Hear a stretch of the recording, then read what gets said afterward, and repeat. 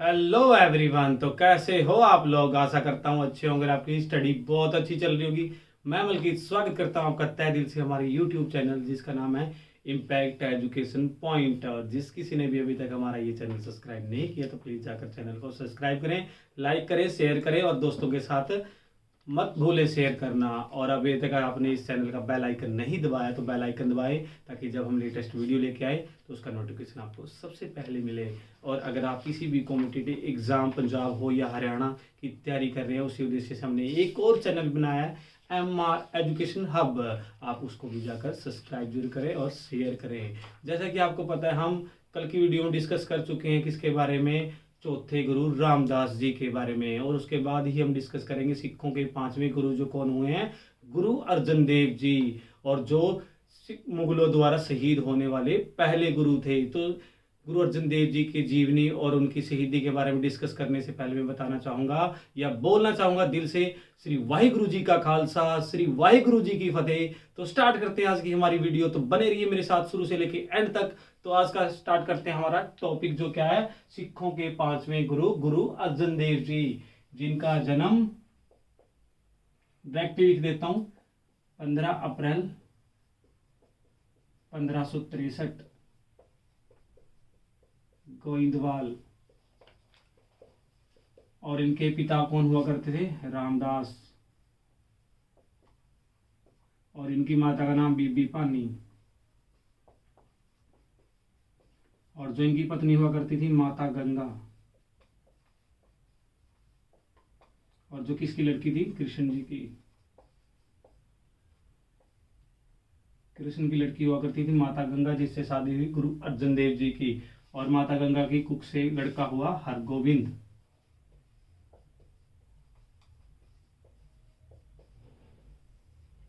और उनको गुरगद्दी प्राप्ति कब हुई?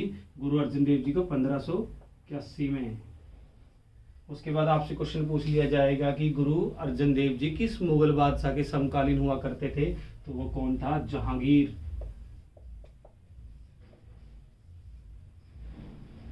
अगला क्वेश्चन पूछ लिया जाएगा कि आपसे गुरु अर्जन देव जी ने कौन से शहर की स्थापना की? तो 1590 में उन्होंने स्थापना की तरनतारन साहिब।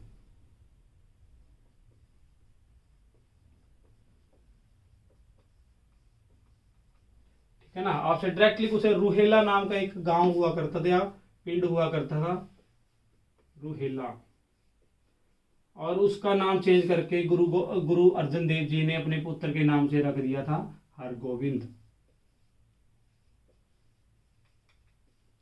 हरगोविंदपुर।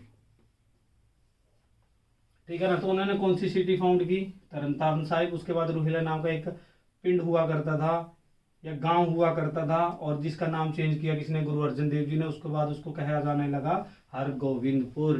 उसके बाद सबसे महत्वपूर्ण काम हुआ गुरु अर्जन देव जी द्वारा, उन्होंने 1604 में संपूर्ण करवाया आदि ग्रंथ साहिब को।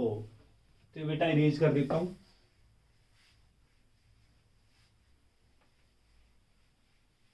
सिखों का जो पवित्र ग्रंथ है उसी क्या कहा जाता है? आदि ग्रंथ साहिब।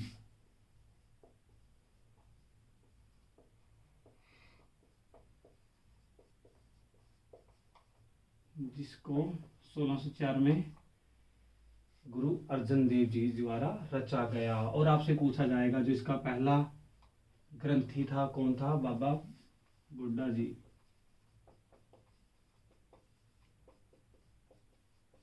और इसको पोथी साहिब भी कहा जाता है।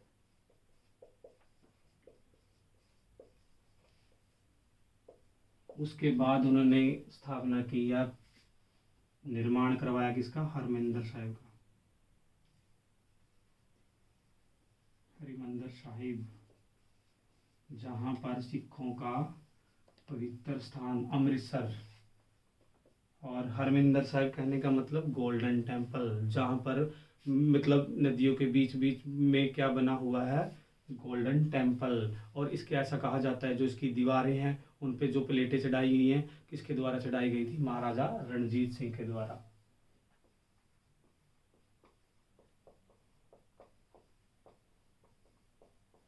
और उनकी सस सदा कौर। फिर आपसे पूछा जाएगा जो हरमंदिर साहिब है, गोल्डन टेम्पल की नींव पत्थर किसके द्वारा रखवाई गई थी और कब? 1588 में। किसके द्वारा रखी गई थी? सूफी संत हुआ करते थे एक, मियां मीर।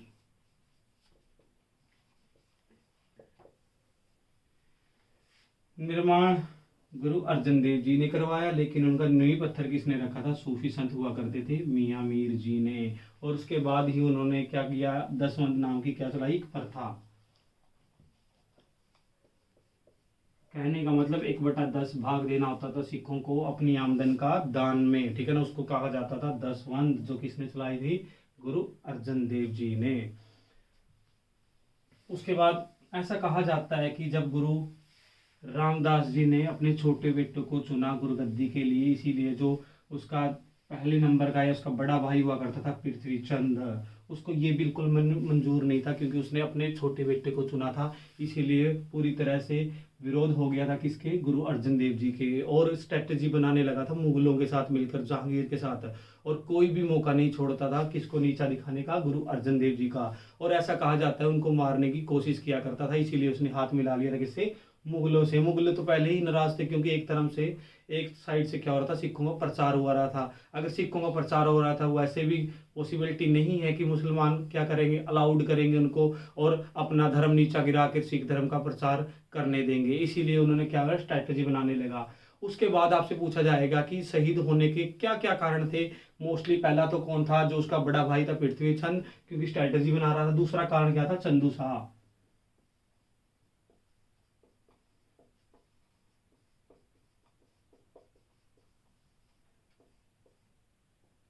तो ये तो बदला क्यों लेना चाहता था गुरु अर्जन देव जी? क्योंकि इसको गुरुगद्दी नहीं मिली थी। गुरु अर्जन देव को गुरु अर्जन देव को गद्दी दी थी रामदास जी ने अपने छोटे पुत्र को, इसीलिए खिलाफ हो गया था गुरु अर्जन देव जी के।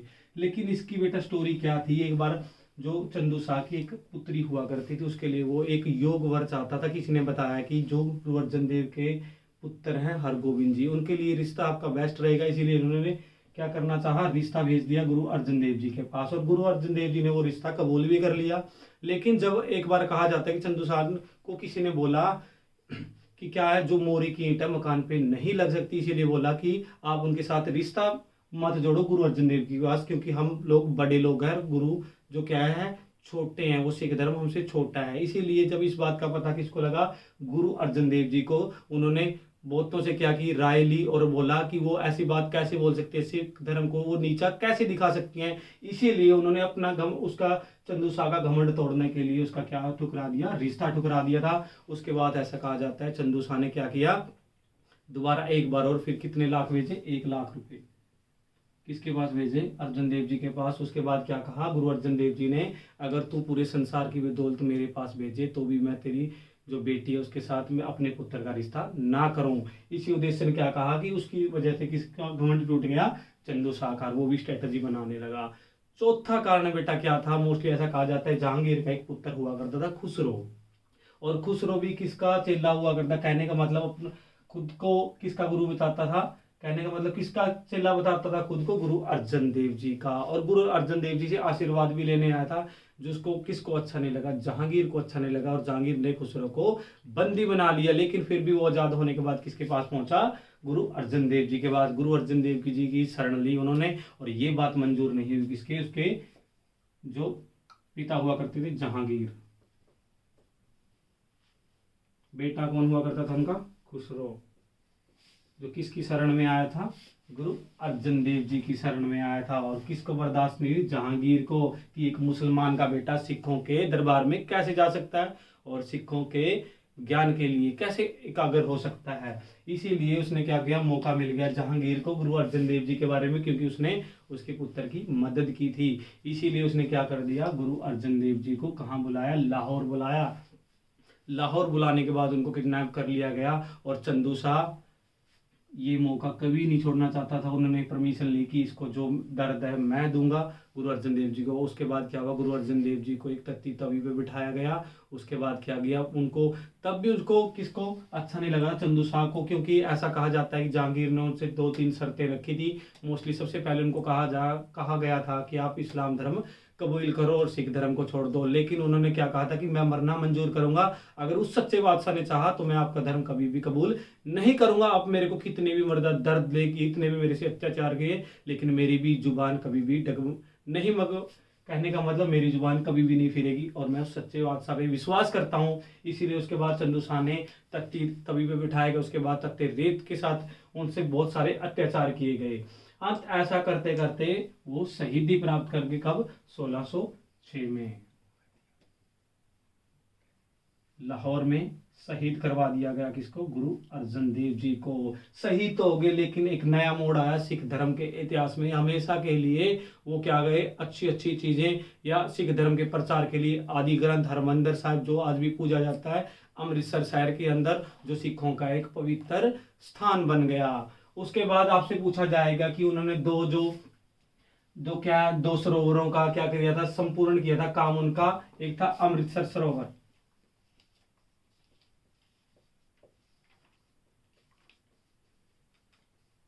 और एक संतोख सरोवर।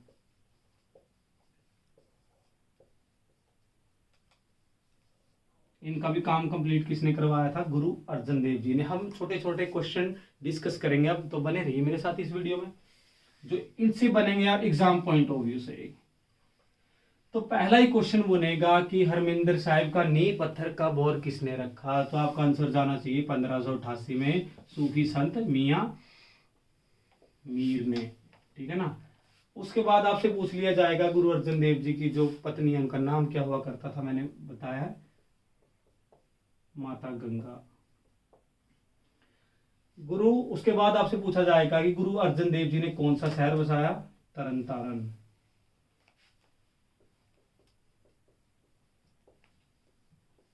ठीक है ना। उसके बाद आपसे पूछा जाएगा कि किस मुगल से रिलेटिव हुआ करते थे? कौन? गुरु अर्जन देव जी। तो कौन था? जहांगीर। उसके बाद आपसे पूछेंगे आदि ग्रंथ का संकलन कब और किस गुरु ने किया था? तो वो कौन है? गुरु अर्जन देव जी 1604 में आदि ग्रंथ, जिसको मैंने बताया था पोथी साहब भी कहा जाता है। और उसके बाद आपसे पूछ लिया जाएगा गुरु अर्जन देव का जो बड़े भाई उसका क्या नाम हुआ करता था? पृथ्वी चंद। और उनको कहाँ पर शहीदी मिली थी? लाहौर में। तो आज की वीडियो में इतना ही। आशा करता हूँ आपको वीडियो अच्छी लगी होगी। फिर भी अगर आपका कोई भी किसी भी तरह का डाउट रह गया हो तो बेटा कमेंट में ज़रूर बता दिया करो। तो कल हम डिस्कस करेंगे सिखों के 6वें गुरु के बारे में। तो तब तक के लिए थैंक यू।